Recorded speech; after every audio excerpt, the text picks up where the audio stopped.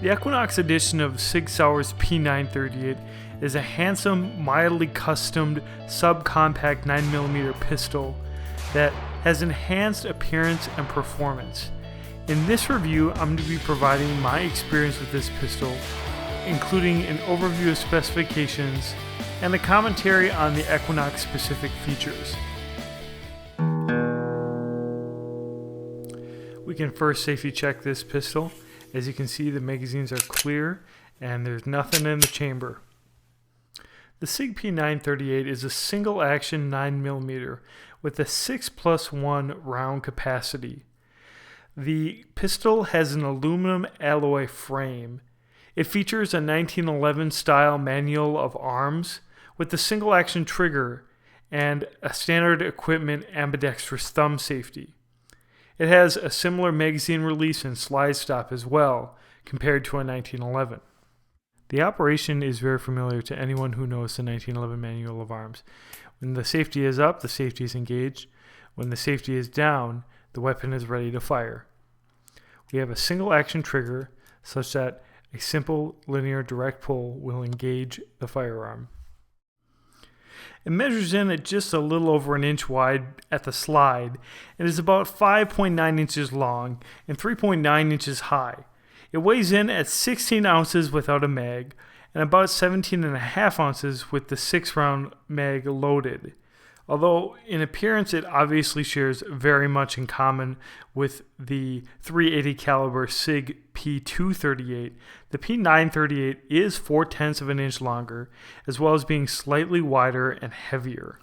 The Beavertail style frame is in forged aluminum. In addition to the slide being in stainless steel, the sights as well as the hammer and safety are also steel. The frame features a black, hard anodized finish. The black Diamondwood grips have a combination of highly textured stippling and smooth wood pattern. This, in combination with the very small 24 line per inch checkering on the frame, ensures plenty of traction.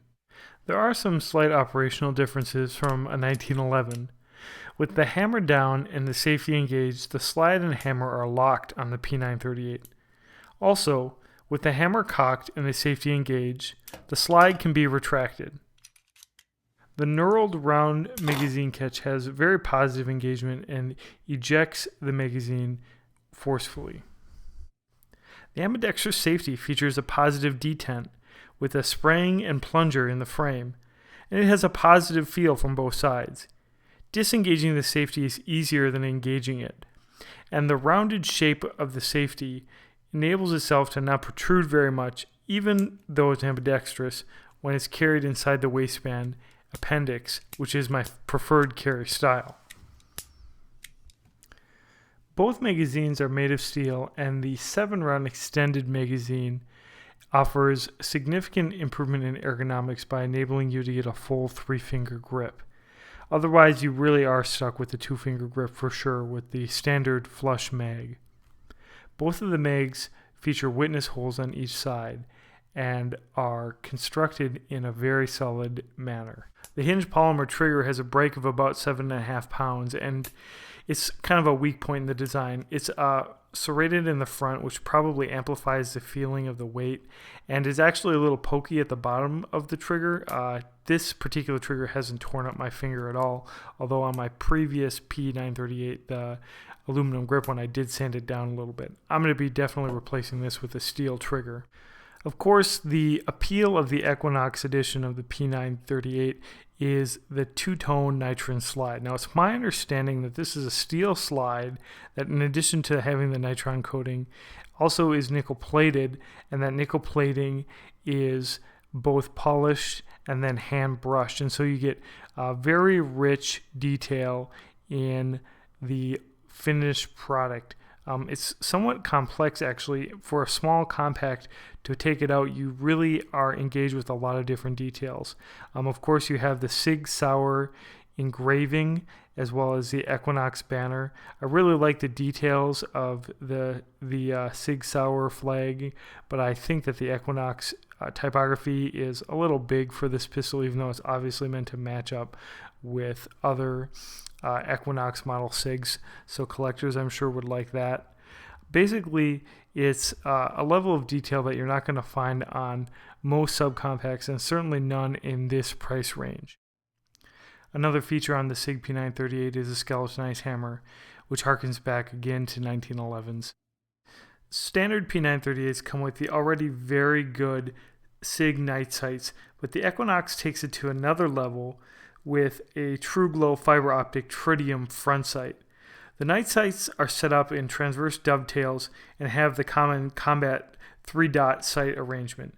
This sight arrangement with the tritium front sight makes it extremely easy to get that front sight on target. The sight arrangement allows you to have a 4-inch sight radius for the 3-inch barrel. One other little ding I have against this gun is the fact that the extended mag really does rattle against the frame. Not true of the flush mag though. I've only put maybe 250 rounds for this gun, and so my full range report is forthcoming once I probably get at least 1,000 rounds for this gun. I've certainly put at least that many rounds for the SIG P938 platform, and this gun doesn't seem to have any major problems so far.